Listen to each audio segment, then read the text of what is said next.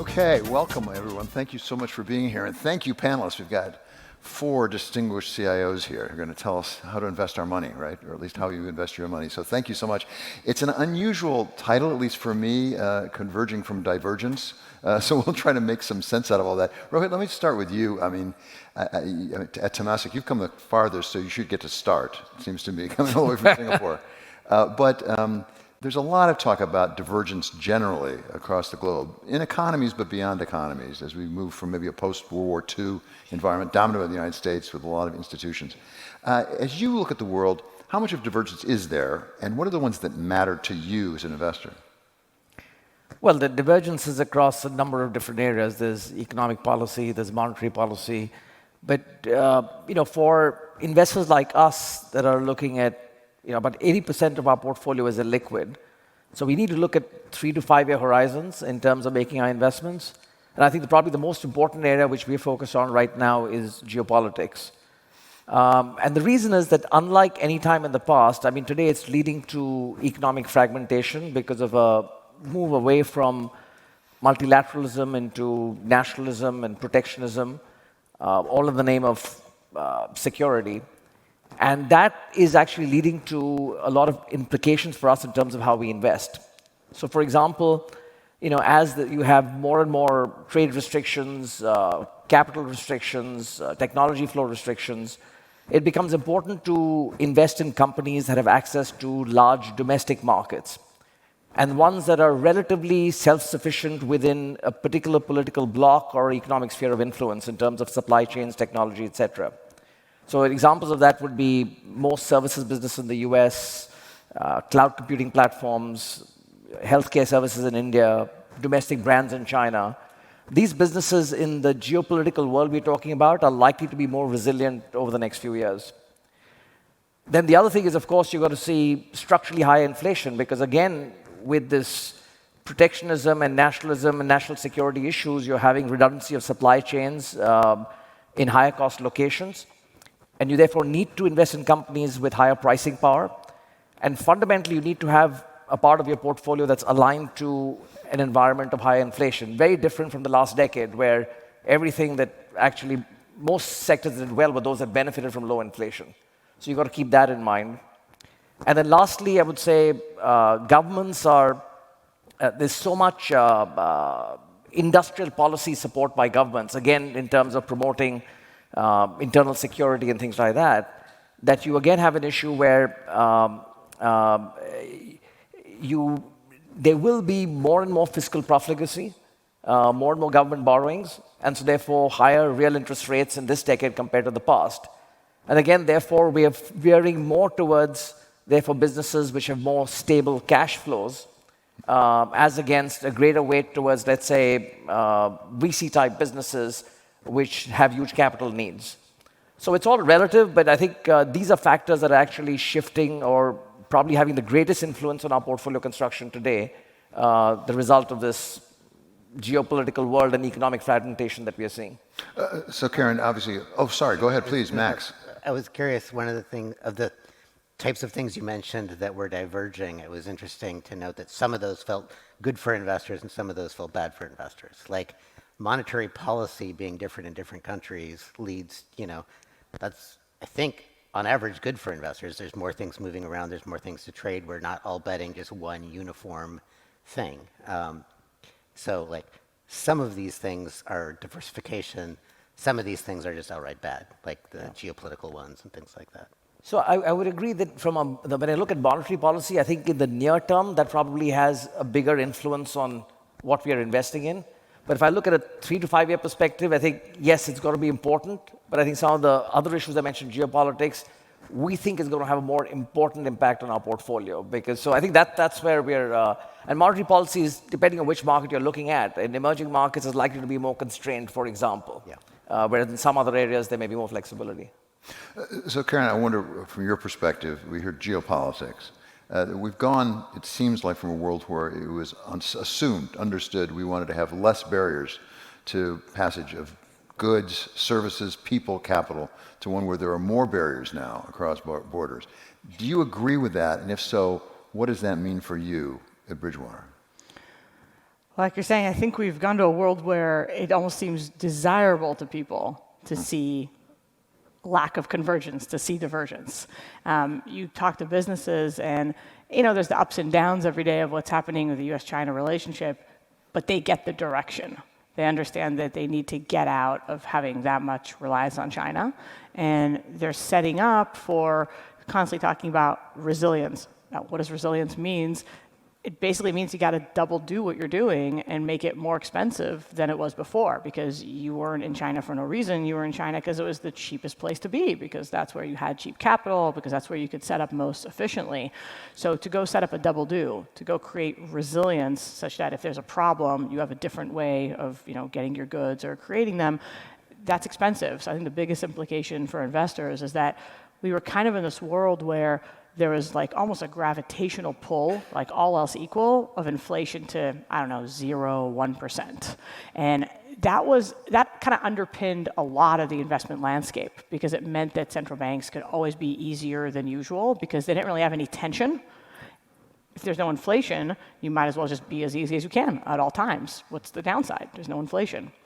And this shift in geopolitics has been one of the really important drivers, kind of smacking us out of that world to a new era where the gravitational pull of inflation is higher, maybe to more like 2%, not a disastrous number, but one where that tension actually starts existing, because you have all this structural spending that people feel they have to do, whatever the price. Some of that is just remilitarization. Without some of these geopolitical pressures, you wouldn't have that. But countries around the world are basically saying, I need to spend more on military activities. Some of it is corporates spending on redoing their supply chain. And the third type I'd mention is everything you're seeing in industrial policy. Officially, it's doing something else. For example, the IRA is going after climate. But I don't believe that spending would have been there without that backdrop of geopolitical competition, and that sense that if China is willing to spend so much state money going after their strategic goals, why aren't we? And so that's a lot of multi-year, doesn't really matter exactly what the price is, government-led, geopolitics-led spending that people are going to do. And the outcome of that from a perspective of just a more inflationary environment is probably more important for investors than any one particular company difference or exactly which supply chain gets rerouted. Andrew, you have a particular perspective here. I mean, you have a lot of money to invest, but you also are responsible for a lot of pensions, paying people who are retired the money they expect. How do you adjust to higher inflation, as Karen just talked about, it looks like for the foreseeable future, and also higher returns, let's face it, on fixed income? I mean, you're getting real returns now. How does that change your decisions about how to invest the money? Slowly is the answer. I mean, we're probably more battleship than speedboat. We do have 800,000 participants and beneficiaries that we're thinking about, and somebody ostensibly started it, the state of Virginia today, that we've got to take care of for the next 80 years. So 80 years is not our time horizon, but it's definitely over the foreseeable future, and presumably over some of these, over the horizon of some of these geopolitical tensions, let's hope. We have begun to tilt a little bit more towards fixed income strategies in the portfolio, mainly private, but also, when suddenly interest rates are up off the floor, fixed income does become a viable opportunity. And with equities broadly being as expensive as they are, you have to start thinking about the tension between those two and making some decisions that were sort of one-sided for a very long time. Rohit, pick up on what Karen talked about interest rates and inflation going forward. What sort of projections do you make about where we're going in longer-term inflation rates? Industries, is there divergence in your analysis, country by country, and how do you incorporate it? So look, as I said, I think we do believe that we are in a period of structurally higher inflation. Mm-hmm. Not inflation that's going to be completely out of hand, but as Karen said, whether it's 2%, 3%. So it's a different environment from where we were, so therefore you need to have assets which actually would benefit from that. So whether it's infrastructure, there would be other areas like commodities, which we traditionally did not look at, and we're being forced to look at to make sure that there's a balance in the portfolio out there. But again, the balance in the portfolio is important, because as much as we are all convinced about this structurally higher inflation over the next few years, yes, maybe for the next 3 years, but we don't know the productivity impact that AI is going to have. And maybe in 4 to 5 years, that's an offsetting factor. So, I mean, the way I look at it is, look, you can try and, in fact, it's even tough to be correct from a 2-3 year horizon, but I think we feel fairly strongly that we are seeing a structurally high inflation. But as you look forward, there will be different forces at work. So I think what it comes back to is having balance. You can't have your portfolio all geared towards stuff that's going to be high growth, low inflation, or the other way around. Max, I want to pick up on what I think you were saying, which is in a divergent world, that means there's less correlation, by and large. And does that create investment opportunities? Because when it's all correlated, it's a little harder to really make real alpha. It is, but actually to pick up on what Andrew and what Rohit were saying on inflation, so different monetary policy will lead to less correlation, but inflation has generally speaking, inflation is what causes stocks and bonds to be positively correlated instead of negatively correlated. And we all had 25 years of the 2 biggest asset classes in the world being negatively correlated, and it's massively important for people's portfolio if they take your 2 biggest investments and you change them from being negatively correlated to positively correlated. So I think the presence of inflation in a meaningful way and the impact of that on interest rates is all of a sudden creating this just increase in risk. There's kind of nothing good about it if your 2 main assets go from negatively correlated to positively correlated. And so I think one of the things that if we do have continued inflation, we'll see roll through markets is the continued appreciation of that. Back of the envelope, if you say, I want to have the same utility portfolio that I had before when these things were negatively correlated, but now I want to have it when they're positively correlated, and you just loaded that into interest rates, you'd have to have a several hundred basis point increase in interest rates. You just loaded it into stocks, you'd have to have 30 or 40% lower stocks to have the higher returns go forward to offset this correlation change. Now, I'm not necessarily calling for those things. It wouldn't be loaded into one. It wouldn't necessarily, the markets could also just decide to have a lower utility portfolio. But it is that's a really undesirable convergence, is stocks and bonds becoming correlated. And that is what happens when you have inflation.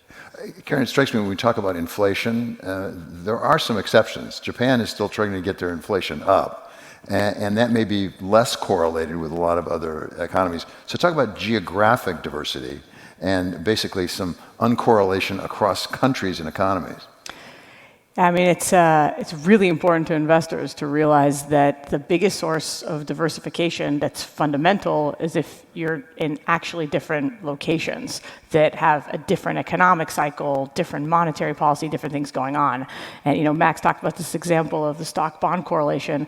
It's such a good example because that is the biggest source of diversification investors relied on, and it's not reliable in certain environments and certain types of worlds, like where inflation is prominent. And so when you look at what people's portfolios look like geographically, they're extremely US concentrated. And all you need to do is look at the market cap and just say, what is the market cap of stocks? A lot of people are kind of, invest according to market cap as a starting point. Extremely US concentrated today, more than it has been. Then when you go to private assets, people are more concentrated in private assets. Where do they have deal-making capabilities? It's not like they have deal teams on the ground in Japan and India. Most people don't. They're really US concentrated. So the biggest area where you really get large liquid markets and investors don't have a lot of exposure are Asian economies, where you have a really fundamental source of diversification from the fact that they, in large part, places like China, Japan, they can run their own monetary policy. They have much of their own drivers. So you get a fundamental different correlation where it's just a different environment and you're there. The second thing I would add to that is that when you get differences between countries, even if they're relatively similar, but the timing is somewhat different, you start getting currency moves. And currencies are, relative country pricing, and inflation has a very natural relationship because if you have a lot of inflation in one and not in the other, spending power has to shift. And for a long time, investors just didn't have to worry very much about currencies, and you kind of invested not thinking about this question. And it was okay, because if you look at stock performance until recently, the question of whether or not you hedged your currency exposure was kind of a side note. It didn't really drive your performance very much. very different than what happened in periods where inflation was more volatile, and that was the one thing that mattered. And I've spoken to not a small number of private investors at Milken here that talk about, great investments that then got destroyed by currency moves in places that have had more volatile inflation. So, we were just talking before getting on, the question of which stock market has been performing well really depends on whether or not you've been hedging the currency. Japan has been amazing, an incredible performer, if you've thought about your currency exposure and said, I don't want it. And so that's going to become a more prominent source of returns for investors, and a topic that actually needs to kind of get back on the agenda, because you just look at performance of the Japanese stock market, which, as you said, has been a big diverger in terms of what inflation outcomes are like, the kind of monetary policy they're running. And if you're in Japanese assets, you have to ask yourself the currency question. I'm curious, actually, Andrew, at Virginia Retirement System, how much are you invested in the United States as opposed to non-U.S.? Because there has been a big pull toward U.S. of investment. That's been the play people have made. It's been dominant. To what extent are you diversified into other geographies? I think to Karen's point, we're sort of driven by the benchmark and the market cap. So in the equity portfolio, we're, whatever that is, 60% US these days. And just generally kind of float with that. Our strategy when it comes to public equity is kind of globally diversified beta, and then try to add something on top of that. So we're not making region calls, we're not making sector calls. Those are kind of fall out of security selection decisions within some limits. Fixed income is basically 100% domestic. Private markets, which is about half of our portfolio, is dominated by US real estate, credit, private equity. I would say back to the geopolitical concerns, it's, we've decided to at least hold for the moment on Asia, because much of the private equity there is kind of driven by China, and we just are uncertain enough about China at the moment that we don't feel like locking up capital for the next 10 years. Well, let me ask, if I could, Rohit, about China, because, again, I think of you as sort of closer to China than most of us are, geographically. The move from sort of integration with China and the US and the Western economies toward whatever you want to call it, de-risking or whatever euphemism you want to use, has it changed your portfolio fundamentally? So look, China is a large part of our portfolio. It's almost 20% of our underlying exposure. About half of that is direct investments we've made, and half is actually our portfolio companies that have invested in China, so the look-through exposure. So it's not something that we can change overnight. But the attractiveness of China on a relative basis clearly has changed. We don't think that it's right to sort of not be in China at all. There will be areas within China, like I mentioned, the domestic areas which should be attractive. But there are a lot of structural changes. I think decoupling is for real. And there are sectors that we would have invested in earlier, for example, in contract research or contract manufacturing organizations for global pharma companies, where the argument was there is no choice. They have to go to these companies because there's no alternative available. I mean, today, the values of those companies are crashing because people are saying, yes, there may be no alternative for the next 2 years, but on a 5-year perspective, people will find alternatives, so the terminal value of those companies has dropped dramatically. So structurally, I think China has changed. Growth is clearly slower, nominal growth even much lower than what you had earlier. That is an implication of overall earnings growth. You also have today a situation where there's a crisis of consumer confidence because their biggest asset, which is real estate, 60 to 70% of their wealth, prices there are falling, and they don't have jobs. Corporates are not hiring because they've seen their stock prices halve in the last 3 years, and frankly, some of them are concerned about regulation and their personal security. Investors are not confident because of all the geopolitical issues we're seeing. So really the solution's got to be getting consumer confidence back in China, because domestic savings is a big pool. And that, like we've seen in India, can actually drive the market. So, and it should happen sometime. I think the leadership is conscious of the fact that that needs to change. I don't know whether it happens in 1 year, 6 months, or 3 years. But because of that, the diversification is important, to have some presence out there. I mean, classic example, this year, China's in US dollar terms, on an unhedged basis, the best performing major market. all in the last 2 weeks as that happened. So I do think, look, there are segments in China which will be attractive, but from an overall perspective, I think you've got to be more cautious than you were in the past. And therefore, that impacts the weightage that you put out there. Karen, Bridgewater has been thought of in terms of China for some time. You have a long history there. And when you were talking about Asia, I don't think you mentioned India. So I'm curious about China with respect to India, and for that matter, other places like Vietnam and Indonesia, as foreign direct investment has seemed to fall in China. How do you assess India as an alternative to China, and for that matter, Indonesia, other Asian countries? I think India is fascinating.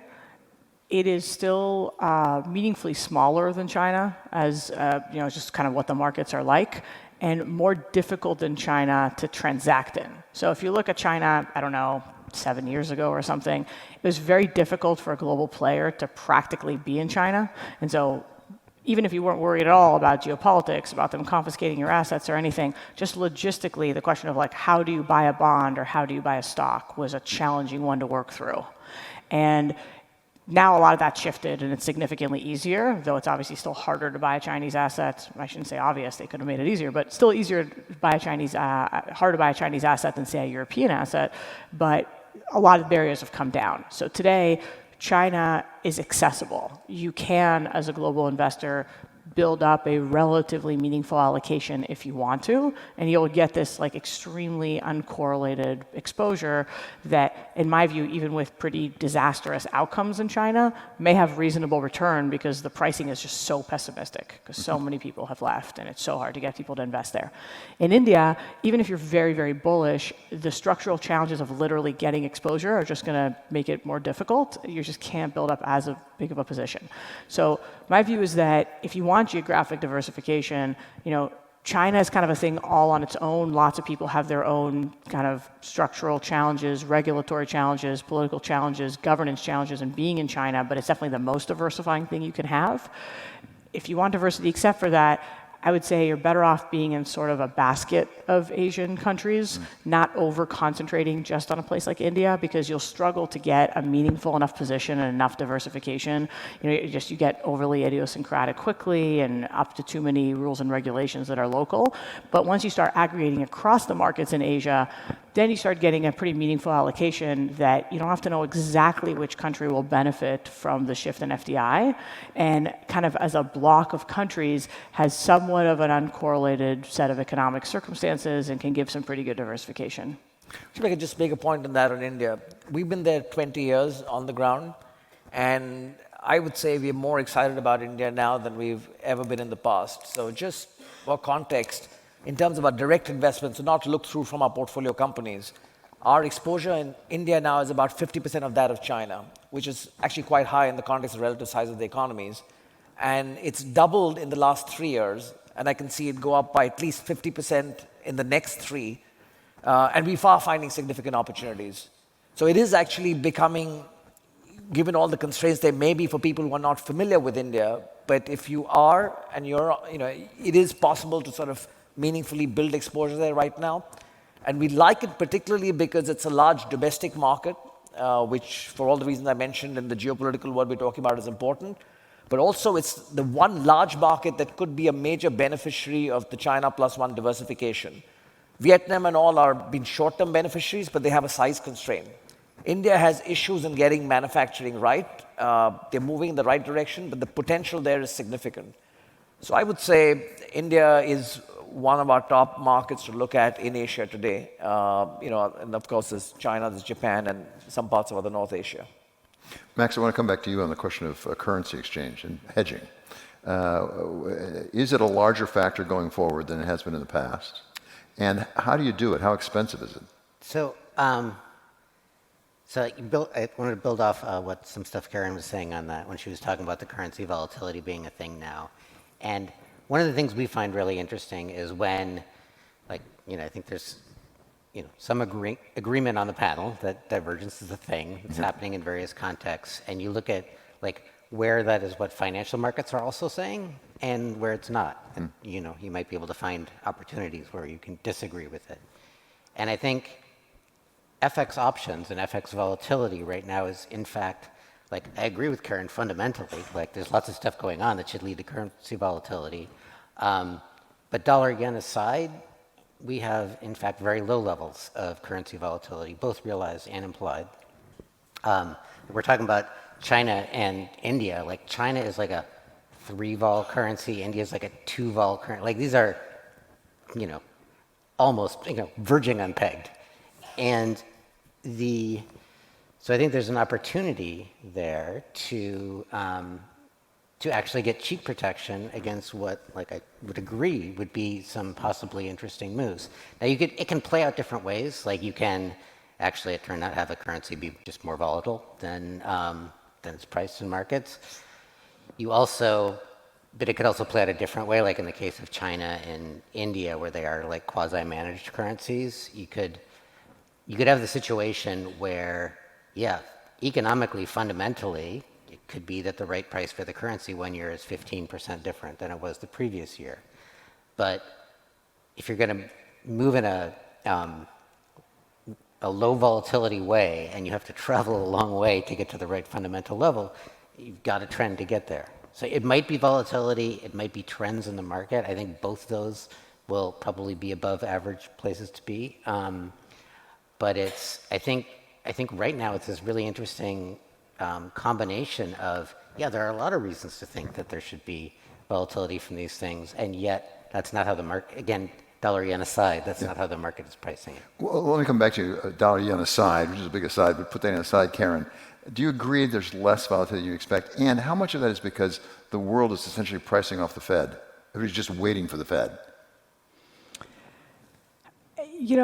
If you look at what pricing has been like, we've gotten a lot of questions over the last, year of, has the world just gotten smarter and you're going to get less volatility because the Fed just gives such detailed guidance? You can really know what's going to happen next. Like, there's good reasons why people can kind of see the future better. My strong read on that is absolutely not. We're making as big mistakes as ever. And if you look at after the fact, like how wrong were markets, they have not gotten any more right than they have been. And so I wonder if there's almost a false sense of confidence that's gotten created by a lot of signaling, a lot of direction, dot plots, a lot of communication. But when you actually go back and look at the last few years, you're like, there's been lots of mispricings and predictions of the world that didn't work out the way that markets had originally priced before. And I mostly think that what you really have as a backdrop is that every institutional investor here has had an allocation that's been absolutely incredible over the period of the 2010s. I mean, it was like the best 10 years to be an institutional investor ever, because it didn't matter. You didn't have to have almost any skill in selecting alpha managers, nothing. As long as you held something reasonably close to market cap, you did great. Right? Stocks were extremely consistent. The US outperformed everything. You had that exposure, you did great. And in addition to that, every time you had like a little murmur, inflation wasn't that big of a deal, as Max was saying. So it was very quick for the Fed to come in and kind of solve your problems. And the one asset you had to diversify, bonds, did pretty well for you. And so I think we're just kind of coming out of this period of complacency, if you will. And you talk to people here and people realize, when I got into these positions, pricing was different, right? Like, this wasn't all, I mean, if you look at what pricing was like coming out of the financial crisis, you had a disastrous decade of a huge stock market bubble and then the financial crisis, so these kind of twin crises. You came in with lots of room to run and very attractive valuations, and you kind of let the, growth run for a very long period of time without running into constraints. Clearly not where we are today. So there's a realization that portfolios that did really, really well, less likely to just kind of do well without any intervention, without any ability to kind of influence them going forward. But that's not sort of fully in people's actions yet. And my guess is some of the big allocation shifts are still ahead of us. How much did the portfolios do well just because money was free? Oh, I mean, money free underpins a lot of things, right? Were we lucky or were we smart? We were definitely lucky. I mean, I would say we were smart in terms of the Fed and other central banks put in place good policies. The economy needed this period of, you had tremendously dampened volatility for a long period of time, very few kind of macro alpha opportunities by design, by engineering. It was like, we need this period to let deleveraging happen. You let debts come down. You kind of had this period that we really needed. So it was wise policy to make that happen. But we're not in that world anymore. It's not wise policy to just sort of let things run no matter what at this point. One of the things that was mentioned by, I think, both Rohit and Karen at the beginning was in industrial policy. That may be one place where a lot of the world is converging, not diverging. It seems like the governments want to get into the game. They don't want to just be the ref. They want to play in the game increasingly. So, Andrew, let me start with you. Do you see that as a significant issue for investors going forward? As we see, we all pointed our finger at China about how active they were in industrial policy. It looks like in some ways the United States is sort of trying to catch up in some places, and Europe is maybe a little envious right now and maybe trying to move that direction. Does that make a difference as an investor? I think it has to, but is it a large difference? I would say for us, probably not. It's something that we're obviously spending way more time thinking about than 5 years ago. But is it leading to radically different decisions? I don't think so. I think ultimately, the growth in economies, whether it's driven by industrial policy or underlying organic growth, is kind of what we're investing in the long run. But we have to be more, we spend a lot more time talking about the politics of industrial policy now than we probably ever have. I don't think it's making a big difference, but it's definitely adding a thumb to the scale in ways that it hasn't in the past. Or what do you think about that? Is it a matter of friction? We talk about it a lot, we get upset about one another, but it's not big enough to really drive an economy as opposed to monetary policy or other factors? Actually, it does make a difference in investment decisions. Now, in some cases, like if you take the US IRA, we won't make an investment because of it, because things could change, but that it'll be an additional tailwind if this sort of continues. In some other areas, actually, it has the reverse impact. Let's say in China. Traditionally, the philosophy in China was invest in policy-aligned sectors with the government, and you will do well. Today, the policy-aligned sectors are all these clean energy sectors, but because they want them to be competitive, there's so much capital going there that you're creating overcapacity out there. So even though they are world-class companies, they're having weakening margins, and you don't see that earnings growth out there. So actually, it is complicating things, and in some sense, you obviously have to be cognizant of where government policy is going, but you won't necessarily just invest alongside it. In fact, in some cases, you may have to stay away from it for the reasons I mentioned. Max, one of the things investors like is some predictability, some stability, and as governments get more involved, and this can be true in China, you've seen this in China, some places where they back things and then decided not to, and still in the United States, who knows what happens politically here, even with the IRA and implementation, depending on the elections.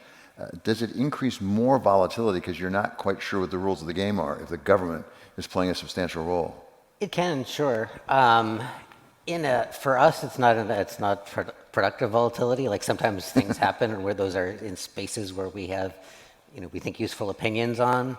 If it is like whether the IRA will get, repealed in a couple of years or not, that's not an area of expertise for ours. So then our focus goes into, making sure that we have a portfolio that's okay with both outcomes. And in general, that's a big part of the art here. But I would say yes to volatility, but for us at least, once it gets into things like, which way political decisions are being made, it is, I'm not going to say anything useful on that. Yeah, Karen. If I could just build on that, we have a process where we kind of create a map of all the different geopolitical and regulatory issues that are sort of on the horizon you should be aware of as an investor, right? And we create that both qualitatively and quantitatively, looking at things like you could see in the options markets, there's some issue at some period in some market. And you take that map, and then we basically, it goes without saying probably that list is a lot longer than it was some number of years ago, and much richer because so much is happening. But you take that map, and we basically map it against two things. One is basically how big is this relative to your portfolio? So if you're talking about like an election in Thailand, it's probably not very big. But the other one is is this like a one-time event or more of a dynamic? Something's going to take a long time to play out. And I think that kind of mapping helps you know what to go do about it. The more you're talking about something small and something that's like a one-time event, the more I would think about it as an investor more like something you just want to control risk for. And so I don't want to be in a situation where I'm trying to bet on who's going to win the US election. And so if I think something is like, well, either it will happen or it won't, it's 50-50 chance, I'm not the one who's going to go figure that out. I really just want to know how big is my portfolio exposure, how many losses am I willing to take if it goes the way A versus way B? Can I just kind of get out of the way on something where I'm not going to be the one predicting it? The more it's a big deal and the more it's an overtime dynamic, the more it is really worth your time as an investor, in my view, to be studying the cause-effect relationships, trying to understand how it'll play out and potentially getting ahead of it. Because you're not sort of saying, will they, won't they? You're actually saying, this is a dynamic that's going to matter in markets, and try to think cleverly about what's already in the price of the market versus not. So if you think about the US election as an example of that, I definitely don't want to be in the business of betting on who's going to win. That said, I think certain dynamics, they'd be maybe exacerbated under a Trump presidency, but probably will happen either way. So issues like, will there be more trade barriers? It seems to me like there's a lot of bipartisan agreement on that issue. So maybe Trump will accelerate it further, but it's not like you're saying, well, if Trump loses, don't worry, that issue's off the table. I just shouldn't worry anymore about trade issues. And so that's where it's really worth your time to start thinking about, as more trade barriers go up, what happens to the dollar? I think it's pretty dollar bullish. And what's the pricing in the markets today? If you look at companies that are sensitive versus not, is it already incorporated in their price? And that's where you can actually find opportunities. Well, just to pursue that, if I could, Karen, do you literally plan out scenarios? I mean, for example, it looks like right now either Joe Biden or Donald Trump is likely to be the president. There will be some places, as you say, it doesn't look like there'll be a lot of difference we can tell, like tariffs, for example. And perhaps fiscal policy, too. I'm not sure if we're going to pay off the deficit under either one of them, the way it's going right now. But there are some places where it looks like there will be difference. Do you plan out scenarios so you make sure you sort of stress test your portfolio to say, okay, if Biden wins, this is what happens. If Trump wins, this is what happens, to make sure that we're protected either way? Yeah, that's exactly the process. And the question of how to do that gets very tricky in a case like this election. So if you take something a couple years back like Brexit, you could really just look at market pricing as the kind of polls moved around and see pretty directly between your logic of understanding what Brexit is and seeing what the markets were doing. We had like pretty good quantitative numbers that would say, okay, if Brexit passes, this is what this market is likely to do. I'm not saying they were literally perfect, but you had a pretty good direction, so you could really think about risk controls. In a case like Trump-Biden, you're in a more open-ended world where what you're trying to do is really say, well, what have they said about their policies? How likely is it that's the policies they'll actually do? Are those policies already in the marketplace or not? And there's a whole bunch of policies. And so depending on what assets you're talking about, those assets may be very sensitive to just policies around climate or just policies around industrial competition with China. And so you have this more complex process of translating from the person winning to what they're actually likely to do, where there's a lot of errors you could make in what they're actually likely to do, to then going to assets and seeing how it'll hit them. But I think there's no choice as an investor but to basically do some version of that process to figure out what's my exposure, because most investors I know don't want to be in a situation where they're betting on one outcome or another here. Rohit, I assume it's domestic. You do Sorry, some version. Sorry, please, Max.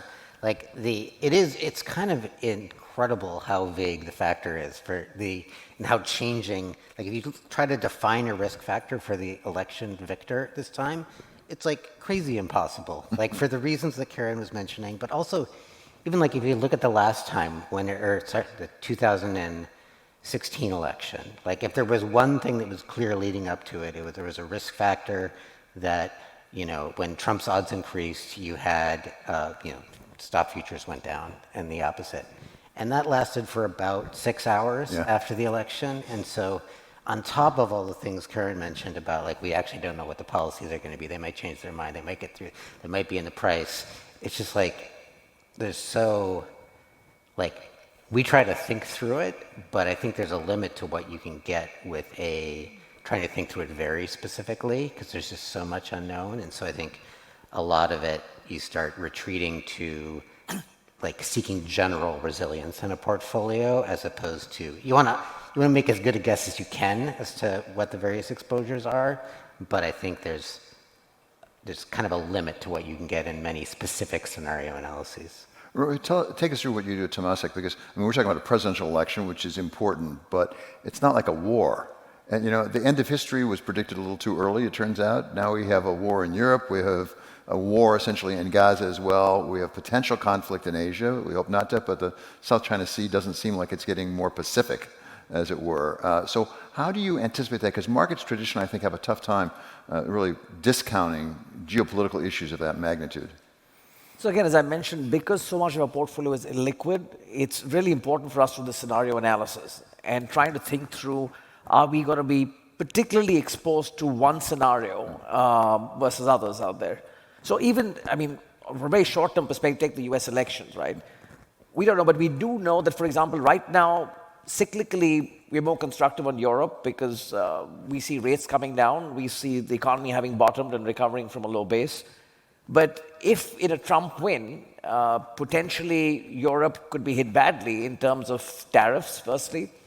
If there is an attempt towards forcing them to spend more on NATO commitments, taking away from their fiscal flexibility, all these things are going to sort of impact the equity risk premium in Europe. And so that is something that you've got to keep in mind and then look to see as to what sectors out there, for example, are likely to be, or what companies are going to be more exposed to that. On a longer term perspective, the wars that you talked about, let's say things in the Middle East. If you look at it, in most situations, the channel through the impact will be oil prices. And therefore, you look to see what situations you could have out there and how it would impact our portfolio. And then in Asia, for example, if you talk about Taiwan and China, now clearly there's a scenario if you have a full-fledged war and TSMC gets blown up, I don't think you can protect yourself anywhere. At least on the equity side, which is what our mandate is. Probably go to fixed income that side. But if you have situations around economic blockades and therefore more sanctions on China, etc., you got to think as to what are the things that you know will happen, maybe around currencies, maybe around certain other capital controls, and how do you sort of manage your exposure there? For example, the traditional way of thinking would have been you're better off investing in ADRs because you can exit them quickly as against in A shares in China. But actually, in that sort of scenario, you could have a forced delisting of ADRs, and you actually might be better off in A shares in China. So we try and think through different scenarios, and you can't protect against everything, but you've got to sort of try and see as to how you don't want to be completely hit really badly in one scenario, and at least then you can survive that period. Because the two things we look at, one is what is short-term impact, and then the other one is what we look at is permanent impairment, which is on a free cash flow perspective. And for us, the latter is more important.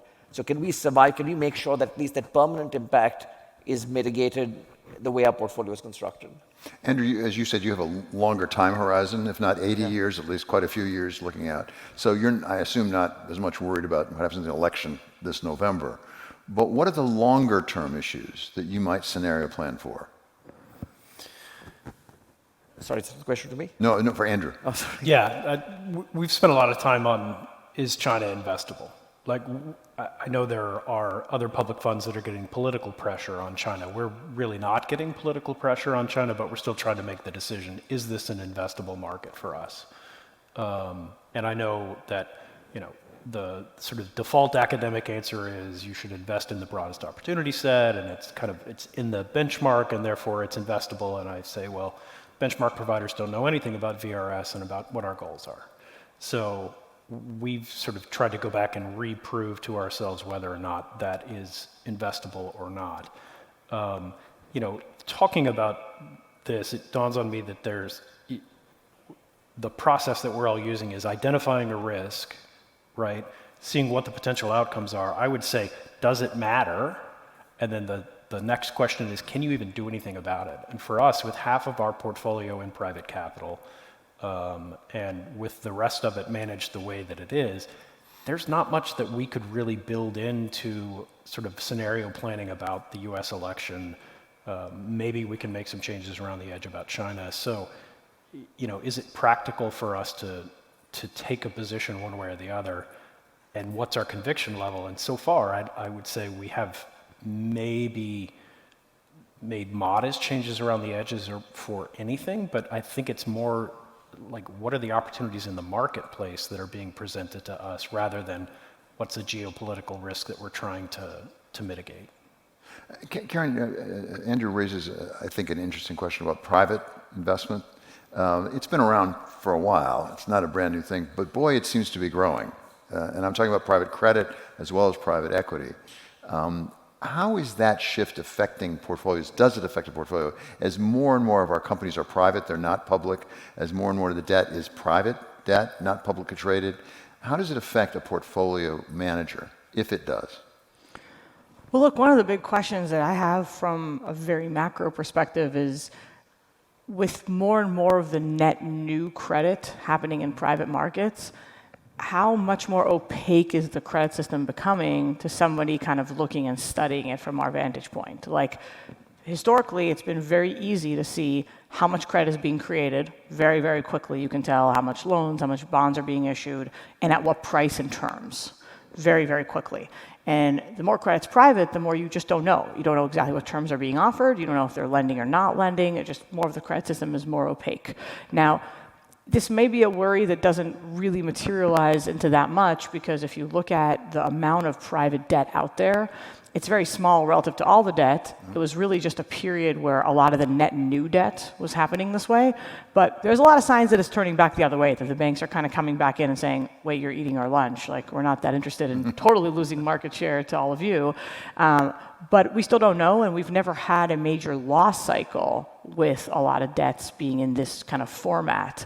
And so we're going to learn a lot as that kind of materializes for folks like us that are not in those private markets, but more studying the broad macroeconomy and understanding how the credit cycles are working. We're trying to figure out whether we know less than we used to from the fact that more is happening sort of in an area that is just not as transparent. Even if you're active in it, you're seeing the little part you're active in. No one can kind of see it at a bird's eye the way that you could with corporate bonds and bank loans. Max, what about the, I'll call it a private curtain being pulled over, some capital allocation now? Does it affect you? Share that with me? Yeah. I think, I mean, you can never say no to a question like that, but I think directionally, like, some of the changes seem bigger than they are. Like, private credit has grown a ton, but like, how much of that is from public credit versus from bank loans and things like that? It's the change in sort of things with CUSIPs is not as large as the growth in private credit. And there are different transparency to your average private credit fund than to a bank's portfolio, but neither of them are completely transparent. And so I think, all of the things being equal, yes, more stuff getting shrouded right. is a risk factor for markets and that we need to be aware of. But I sometimes feel like it's the actual shift has not been that huge.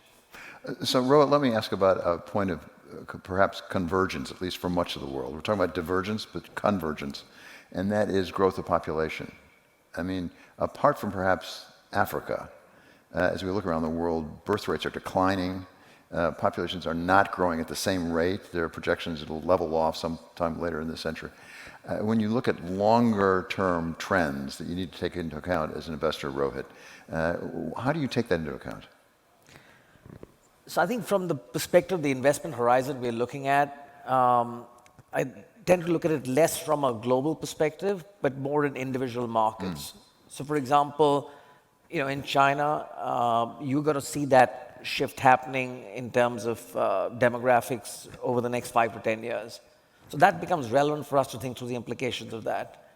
There are other areas where, in India, yes, you got population growth slowing, but it's still carrying on and probably will slow from here. But the impact of that slowing population growth is probably going to be over decades, not over the next 5 to 10 years. So not really that much in our investment horizon. So to be honest, it's something that we look at, but more in the context, right now, maybe in the context of China, in the context of Japan, people have always looked at it, but we've been less focused on it otherwise as such.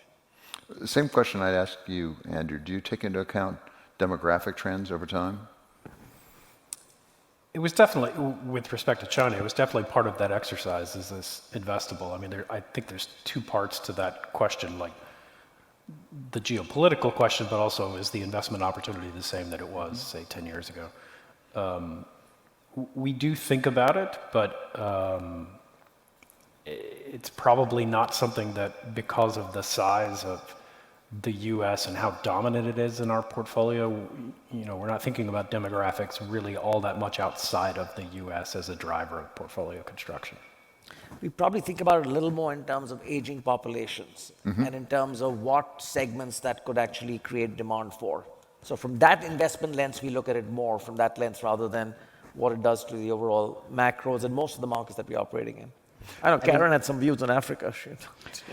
Well, we have this partnership with the World Bank that we're really excited about, where as they're trying to raise money for IDA, which is kind of one of their vehicles to really put money into sub-Saharan Africa, we're their partner on the private side doing macroeconomic research on the region to support that. And when my team started showing me the demographic numbers, I literally was like, please go back and let's make sure we're not messing up the analysis, because, look, that's what compounding is like, but the numbers are staggering. That if things go the path we think they're going to go, something like a quarter of the world's working age population is going to be in sub-Saharan Africa relatively soon, not in some super far away future. And when you look at just how slow the productivity growth there has been, it's a different world having that much of the world's population be somewhere that is quite poor and kind of not coming out of poverty. It's not really a region that most investors have a whole lot of exposure to. So I do think that the more pressing investor question in the near term is going to be, how much does it matter when population shrinks quickly? And is there kind of a turning point where it does have big macroeconomic impacts? What I will say on that is that despite the fact that Japan has been living with this for a while, I don't think most investors have a clear map of, if that's what you know about a place, what does that mean? It's certainly a topic that we're actively studying and thinking about, and what in the Japan case teaches us versus what's actually not that instructive, because we know that's what the future is going to look like in the big markets that we are in. Yeah, it's interesting in Japan. Like you mentioned, we're converging demographically, Africa aside, but it feels like we're all traveling the same road, but we're at different spots on that road. And Japan got there first, and Korea and China are out on that end too, and then Europe and the US behind. And the things that you can kind of learn from the countries that have been getting there first, and the sometimes inconsistencies in the way markets react. One of the things that I'm thinking about in markets right now is Japan versus Korea, which are demographically very similar. The birth rates are nearly identical, and yet, that should, generally speaking, drive down real rates. And, yet in this last few years, you've seen Japan respond almost not at all to that, and Korea respond like most of the other countries in the world, where they did have more of a spurt of inflation, but the question is, in the long run, will the demographics bring that back down? So we think Korea got mispriced because it was following the little burst of inflation, but the drag of demographics are going to pull it back down. And so we do spend a lot of time thinking about demographics and where sometimes short-term flows pull things away from the demographics. So that's pretty relevant to our process. So in the 5 minutes we have left here, it strikes me we've had this entire conversation and have not talked about climate at all. I'm not sure that's a divergence point, maybe a convergence point, as the entire planet seems to be going in the same direction, but it has to be a risk factor in longer term investments. So let me start with you. How do you take into account climate, what's going on with climate, what might go on in terms of actions by governments to try to address it? So governments, it varies across, China's taking a lot of efforts to address it, Europe's taking stuff, and the US has approached it differently through the IRA.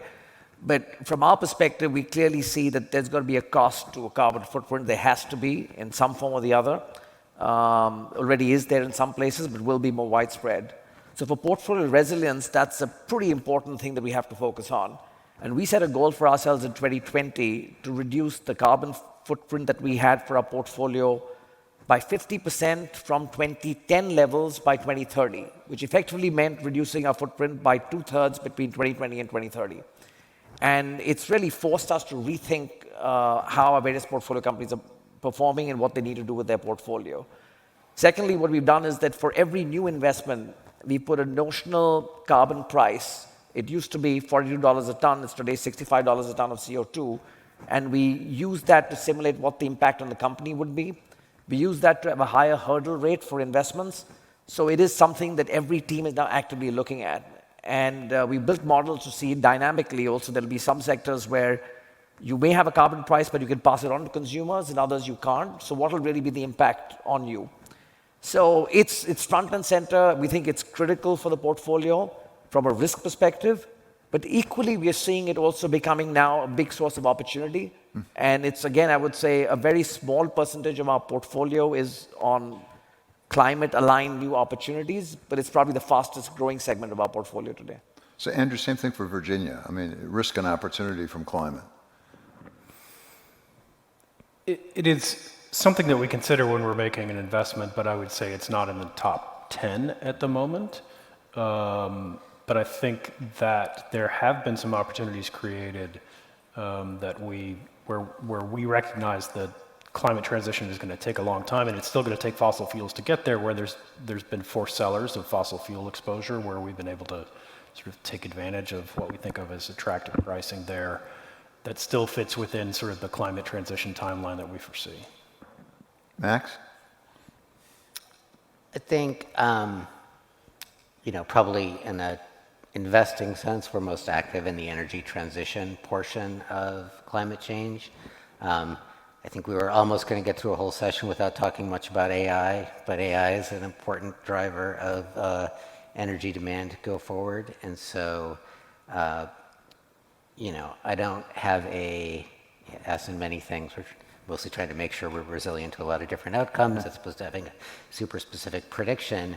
But it is, there's a lot of interesting stuff happening. There's, natural gas market is trying to figure out how to be a global market. The US is trying to figure out how to, actually move electricity around in ways we haven't had demand growth in many decades. I do think that there is there's all the, alternative energy sources that have been increasingly prominent. So there's a ton of stuff to do. In terms of longer term, what will this look like 2 decades from now? I think that's a little, that's something we think about from a risk perspective, but I would say that's not a big influence on our current portfolio. So Max teed it up for you, Karen, AI. Oh, wow. I was going to talk about climate. I will say that AI, if you asked me in January, I would say every secular force is inflationary, and the one big deflationary question mark is AI, which obviously could be a huge deflationary event and displace a very large share of workers in the economy, especially more white-collar workers. And this could become, the biggest multi-decade event since what we just went through in the manufacturing sector, where we kind of replaced a lot of the workers with a mix of robots and outsourcing them. Today, I would answer that a little differently and say, look, that's still the future of where AI is going, but it feels more like a phase 2. Phase 1 of AI feels like another inflationary force to me. It just gets added to all the other inflationary forces. Phase 1 of AI really feels like every major company feeling like they have to spend regardless of the price in order to keep up with AI. Obviously, with the big tech companies feeling like it's existential and we'll pay whatever it is we need to get the electricity we need, get the chips we need, and basically put whatever we can into this. But there's no company, you can't imagine a large company CEO that's not currently investing and figuring out how AI could help his business. If he or she are not doing that, their board is going to throw them out. They're going to have to. And so in the near term, it feels like yet another very inflationary, have to spend no matter what force. It'll probably transition to be a very deflationary force eventually. Okay, we're going to leave it there. Andrew, Karen, Rohit, and Max, thank you very much. It was really great. Thank you. Thank you. Thanks, everybody.